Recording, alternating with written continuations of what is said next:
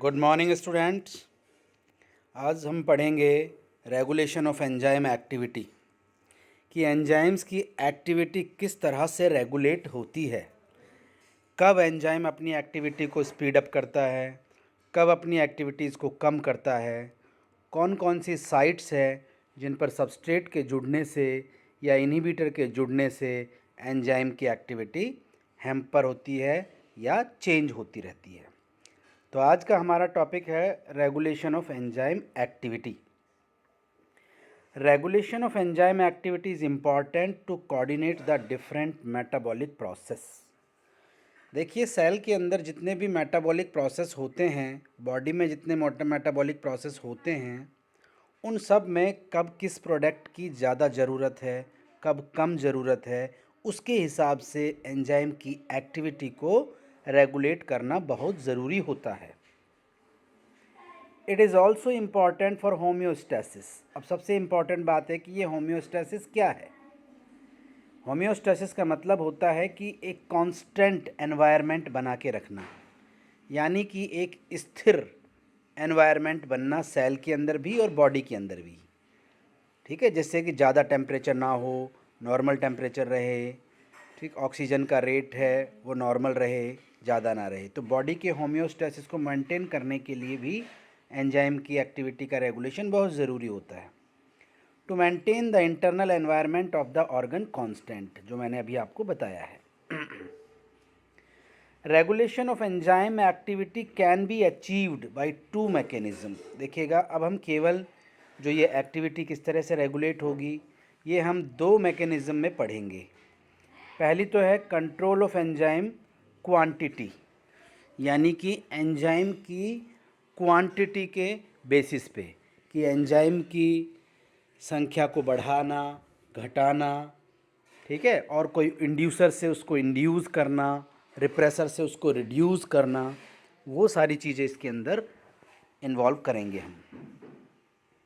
तो एंजाइम की हम बात करेंगे, क्वांटिटी कैसे कैसे अफेक्ट होगी।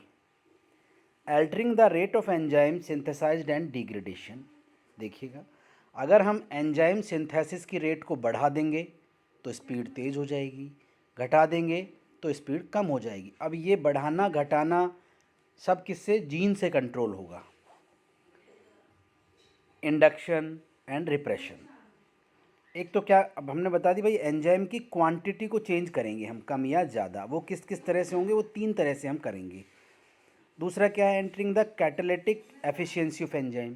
जो एंजाइम की एक्टिव साइट्स होती हैं उनमें कैटालिटिक एक्टिविटी को चेंज करके हम कम ज़्यादा कर सकते हैं। तो इन दो हेडिंग्स में हमें बात करनी है केवल। अब जो हम कह रहे हैं कि कैटालिटिक एफिशिएंसी को कैसे कम ज़्यादा करेंगे, तो एलोस्टेरिक रेगुलेशन बताएंगे, फीडबैक इनहिबिशन आपको बताएंगे, प्रो एंजाइम्स के थ्रू कैसे करेंगे, कोवेलेंट बॉन्ड मॉडिफिकेशन चेंज से होगा, और प्रोटीन के इंट्रैक्शन को चेंज करके करेंगे हम। तो अब हम एक एक को लेकर के बात करते हैं। कंट्रोल ऑफ एंजाइम क्वांटिटी, यानी कि एंजाइम की क्वांटिटी में चेंज करके हमें करना है। ठीक है, तो सबसे पहला क्या है, control of the rate of enzyme synthesis and degradation, यानी कि एंजाइम सिंथेसिस को रेट को हम बढ़ा के और उन्हें घटा के हम करेंगे। As enzymes are protein in nature, हम सभी जानते हैं सारे एंजाइम्स 99.9% किसके बने हुए हैं, प्रोटीन के। They are synthesised from amino acid under gene control, और सारे के सारे किसके कंट्रोल में काम करते हैं, जीन्स के कंट्रोल में। And degrade again to amino acid after doing it's work, अपना काम करके फिर ये डिग्रेड हो जाते हैं और फिर दोबारा से बनते रहते हैं। Enzyme quantity depends on the rate of enzyme synthesis and rate of its degradation. तो एंजाइम की क्वांटिटी इनके बनने की रफ्तार और इनके टूटने की रफ्तार पर डिपेंड करते हैं। तो सीधी बात अगर हम करें तो यहाँ हम केवल बोलेंगे कि एंजाइम के प्रोडक्शन को बढ़ाना और उनके डिग्रेडेशन को बढ़ाना, दोनों को, यानी कि हम बढ़ाएंगे तो क्या हो जाएगा, रेट ऑफ रिएक्शन भी चेंज हो जाएगी। अब increase enzyme quantity may be due to increase in rate of synthesis, a decrease in the rate of degradation और बोथ। एंजाइम की क्वांटिटी कैसे बढ़ेगी? एंजाइम बनने की रफ्तार को बढ़ा दें हम, या उनके डिग्रेडेशन को भी बढ़ा दें, या घटा दें, नॉट बढ़ा दें। अगर हम उनके टूटने की दर को घटा देंगे तो एंजाइम की क्वांटिटी बढ़ती चली जाएगी या नहीं? ठीक है। डिक्रीज़ एंजाइम क्वांटिटी, ये इसका उल्टा कर देंगे हम।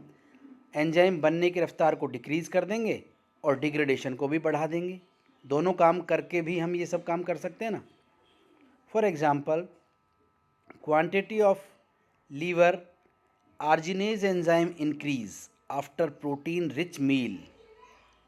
देखिए, जो लीवर में एक खास एंजाइम है आर्जिनेज, वो बढ़ जाता है कब? जब आप खाने में क्या ज़्यादा लेंगे? प्रोटीन डाइट लेंगे तो आप रेट ऑफ इट्स सिंथेसिस, और it increase in starved animal due to decrease rate of its degradation. Starved animal मतलब अगर खाना नहीं मिल रहा है किसी एनिमल को, खाना नहीं मिलेगा तो इनका डिग्रेडेशन भी बहुत स्लो हो जाएगा, तो अभी इनकी संख्या बढ़ी रहेगी नहीं बढ़ी रहेगी आर्जिनिन की लीवर के अंदर।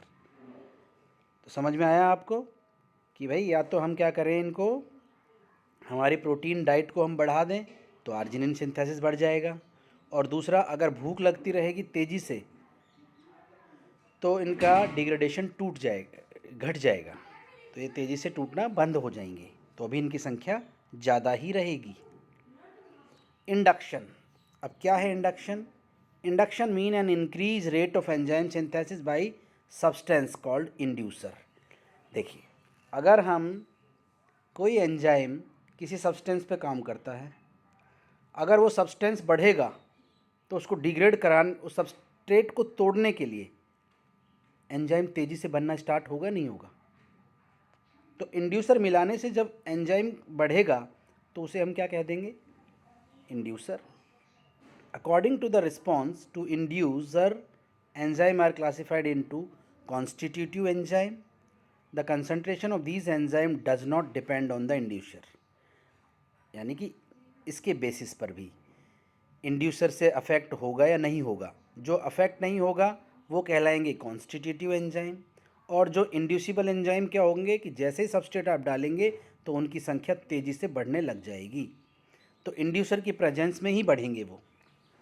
For example, induction of lactase enzyme in bacteria grow on glucose media. देखिएगा, लैक्टेज एंजाइम जो बैक्टीरिया में बनता है वो क्या होता है? लैक्टोज को तोड़ता है ग्लूकोज और गैलेक्टोज में। तो अगर आप लैक्टोज डाल दोगे उसके मीडिया में तो लैक्टेज एंजाइम का सिंथेसिस बढ़ जाएगा। तो आपको इंडक्शन का मतलब समझना है। इंडक्शन का मतलब है कि इंड्यूसर को हम डालेंगे तो एंजाइम सिंथेसिस बढ़ेगा। नॉर्मल कंडीशन की मैं बात कर रहा हूँ, लेकिन ऐसा नहीं है कि सभी में बढ़ेगा। कुछ में इंड्यूसर का कोई इफेक्ट नहीं होगा अगर डालेंगे तो आप, और जिनमें इफेक्ट नहीं होगा वो कॉन्स्टिट्यूटिव एंजाइम कहलाएंगे, और जो बढ़ जाएंगे जिनमें सिंथेसिस तो वो इंड्यूसिबल एंजाइम कहलाएंगे। Is it clear? अब रिप्रेशन, रिप्रेशन में क्या होगा? इंड्यूशन में तो जैसे बढ़ा दिया था प्रोडक्शन, रिप्रेशन में अगर कोई सब्सटेंस डालेंगे तो वो घटा देगा। देखिए आप यहाँ पर, repression mean decrease in rate of enzyme synthesis by substance called repressor. अगर हम सब्सटेंस डालें और उसका प्रोडक्शन घट जाए तो उसे हम कहेंगे रिप्रेशन। रिप्रेशन वही low molecular weight substance that decrease the rate of enzyme synthesis at the level of gene expression. ये बढ़ना घटना इंड्यूसर के डालने से सब जीन से कंट्रोल हो रहा है। Repressor are usually end product of biosynthesis reaction, so repression is sometime called feedback regulation. इसे इंपॉर्टेंट चीज़ को आपको समझना है। देखिएगा, मैंने आपको पिछली क्लास में बताया था, जिस प्रोडक्ट की हमें ज़रूरत है एंजाइम उसको बना रहा है, और अगर वो प्रोडक्ट बहुत अधिक मात्रा में बन जाता है तो वो भी नुकसान करने लग जाएगा। तो वही प्रोडक्ट उस एंजाइम को ब्लॉक कर देता है, जिससे उसका ही बनना कम हो जाता है, जिसको हम बोलते हैं feedback regulation. Is it clear? For example, dietary cholesterol decrease the rate of synthesis of HMG, coenzyme reductase. जो कोलेस्ट्रॉल है डाइटरी, जो हमारे फूड में कोलेस्ट्रॉल आता है, वो rate of synthesis HMG, coenzyme reductase, यानी beta hydroxy beta methyl glutaryl coenzyme A को रिड्यूस कर देता है, विच इज़ ए की एंजाइम इन कोलेस्ट्रॉल बायोसिंथेसिस।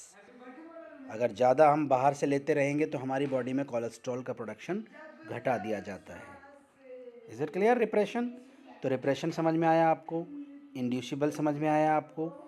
अब है depression. Following removal of the repressor और its exhaustion, enzyme synthesis retain its normal rate. इसमें क्या होता है कि अगर रिप्रेशर ख़त्म हो जाएगा, एग्जूस्ट हो जाता है, तो फिर एंजाइम अपनी नॉर्मल रेट से ही काम करना स्टार्ट कर देगा। अब concentration of the substrate, concentration of coenzyme or metal ion activator. The susceptibility of the enzyme to degradation depend on its configuration. Presence of substrate, coenzyme metal ion activator cause change in the enzyme configuration, decrease its rate of degradation. यहाँ अगर मैं बात करूँ आपसे कि substrate का concentration अगर ज़्यादा हो जाए, कोएंजाइम का कंसंट्रेशन ज़्यादा हो जाए, मेटल आयन एक्टिवेटर अगर ज़्यादा हो जाए, तो एंजाइम को टूटने नहीं देते हैं, एंजाइम के डिग्रेडेशन की रेट को कम कर देते हैं, जिससे रेट ऑफ रिएक्शन अफेक्ट हो जाती है कि एंजाइम है जो ज़्यादा मात्रा में अवेलेबल रहते हैं। ठीक है, तो हमने ये तो एंजाइम की मात्रा को कम ज़्यादा, यानी एंजाइम की क्वांटिटी के बेसिस पर हमने आपको ये सारा बताया है कि एंजाइम को कम या ज़्यादा हम करेंगे तो रेट ऑफ रिएक्शन है जो चेंज होगी, और एंजाइम की जो कैटाबॉलिक एक्टिविटीज़ है वो चेंज होंगी। वो हमने बताया आपको कि इनका सिंथेसिस और डिग्रेडेशन के बेसिस पे हो सकता है, दूसरा इंड्यूसर डालने के बेसिस पे हो सकता है, तीसरा रिप्रेशन के बेसिस पे हो सकता है, डिप्रेशन के बेसिस पे, और कंसंट्रेशन है जो सबस्ट्रेट और कोएंजाइम और मेटल आयन एक्टिवेटर के बेसिस पे। अब हम बात करेंगे control of catalytic efficiency of enzyme, कि जो एंजाइम की कैटालिटिक एक्टिविटी है, एफिशिएंसी है, उसको कम ज़्यादा करेंगे अब हम केवल, जिसमें सबसे पहला है allosteric regulation is very very important. आपको मैंने पिछली क्लास में आपको बताया था कि एंजाइम में एक्टिव साइट के अलावा एक और साइट होती है जिसको हम कहते हैं allosteric site. Is it clear? अब क्या होगा, allosteric enzyme is formed of more than one protein सब यूनिट, एक से ज़्यादा सब यूनिट है। इट हैज़ टू साइट, सबसे इंपॉर्टेंट बात है कि इसमें दो साइट होती हैं, एक तो कैटालिटिक साइट जो सबस्ट्रेट के साथ जुड़ती है, और दूसरी एलोस्टेरिक साइट होती है जो रेगुलेटरी साइट होती है, टू विच इफेक्टर बाइंड, जिसके साथ इफेक्टर जुड़ता है। Allosteric means another site. If binding of the effector to the enzyme increase its activity, it called positive effector. अगर कोई सबस्ट्रेट एलोस्टेरिक साइट पे जुड़ता है और एंजाइम की एफिशिएंसी बढ़ा देता है तो उसे हम कहते हैं पॉजिटिव इफेक्टर। ठीक है, और एलोस्टेरिक एक्टिवेटर, जैसे ADP is allosteric activator for phosphofructokinase enzyme. यहाँ पर आपने देखा कि ये तो चलो ये मान रहा है सबस्ट्रेट वाली, पॉजिटिव फैक्टर है जो यहाँ पर जुड़ रहा है, एलोस्टेरिक साइट इसने इसको माना है, और ये सबस्ट्रेट की साइट है। यहाँ आप देखेंगे सबस्ट्रेट जुड़ गया है, और अगर ये पॉजिटिव फैक्टर जुड़ेगा तो इस रेट को बढ़ा देगा, एलोस्टेरिक एक्टिवेशन इसको हम बोलेंगे, जिसका बेस्ट एग्जाम्पल बताया गया है ADP, जो फॉस्फोफ्रुक्टोकाइनेज एंजाइम को बढ़ा देता है। If binding of effector to the enzyme cause decrease activity, और अगर ये एक्टिविटी को घटाएगा तो उसे हम बोलेंगे नेगेटिव फैक्टर और allosteric inhibitor. Is it clear? ATP and citrate are allosteric inhibitor for phosphofructokinase enzyme. Glucose 6 phosphate is allosteric inhibitor for hexokinase enzyme. ये दोनों एग्जाम्पल आपको मालूम होने चाहिए। अब क्या मैकेनिज्म है एलोस्टेरिक रेगुलेशन की? Binding of the allosteric effector to the regulatory site cause conformational changes. यहाँ आप डायग्राम पहले देखें। यहाँ आप देख रहे हैं ये तो सबस्ट्रेट से जुड़ने के लिए कैटालिटिक साइट है और ये एलोस्टेरिक साइट है। पॉजिटिव इफेक्टर अगर जुड़ेगा तो इस रेट ऑफ रिएक्शन को राइज कर देगा, नेगेटिव जुड़ेगा तो ये इसको जुड़ने ही नहीं देगा। देखो साइट को ख़राब कर दिया है, साइट को ख़राब कर दिया तो ये इसमें फिट नहीं हो पाएगा और इसकी रेट ऑफ रिएक्शन है जो घट जाएगी। जबकि यहाँ आप देखें साइट को पूरी तरह से स्पेस प्रोवाइड किया गया है और आराम से रिएक्शन में इन्वॉल्व हो जाएगा। तो मैंने आपको बताया binding of the allosteric effector regulate site cause conformational change. Conformational change क्या है कि ये जो कैटालिटिक साइट है इसको चेंज करेगा एलोस्टेरिक जो साइट है वो, विच become more fit for substrate binding. अगर मोर फिट हो जाएगा तो पॉजिटिव फैक्टर होगा, एलोस्टेरिक एक्टिवेटर कहेंगे उसको, और अगर फिट नहीं होगा तो उसको इनिबिटर कहेंगे। Is it clear? अब आप देखेंगे kinetics of allosteric enzyme. One of the common characteristic of an allosteric enzyme is that it show a sigmoid plot when velocity is plotted against substrate concentration. Allosteric enzyme generally do not follow the Michaelis-Menten equation. Michaelis-Menten equation को follow नहीं करता है. The Lineweaver-Burke plot is concave upward. ये तीनों से इसकी kinetics को हमने बताया है। तो आज के लिए इतना ही काफ़ी है। कल की क्लास में हम आगे पढ़ेंगे किस तरह फीडबैक इनिबिशन होगा और बाकी जो है प्रो एंजाइम वगैरह की एक्टिविटीज़ है वो पढ़ेंगे। आज के लिए इतना काफ़ी है। Thank you.